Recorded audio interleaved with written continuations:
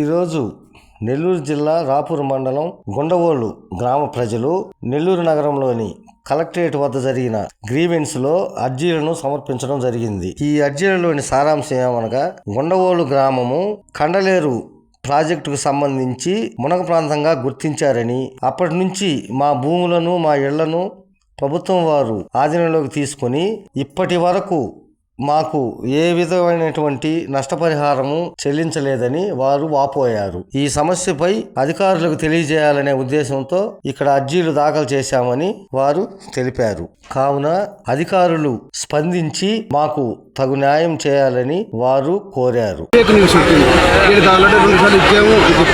అదంతా అవాస్తవం.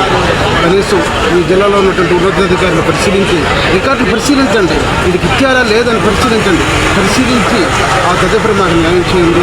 కాబట్టి మేమందరం ఆ గ్రామంలో ఉన్నటువంటి ఎస్సీ, ఎస్టీ, బీసీ అందరూ కడు పేదవారిని ఈనాడు కండరి జలాశయానికి ఆ ప్రాజెక్టు మా గ్రామాన్ని, మా పొలాలను ధారాదత్తం చేసి ప్రాణత్యాగం చేసి కాబట్టి కలెక్టర్ గారు స్పందించి ఆ యొక్క జనపత్రిక మీద చర్యలు తీసుకొని ఈ కడు పేదవారికి న్యాయం చేయాలని వేడుకుంటున్నాము, ప్రార్థిస్తున్నాము.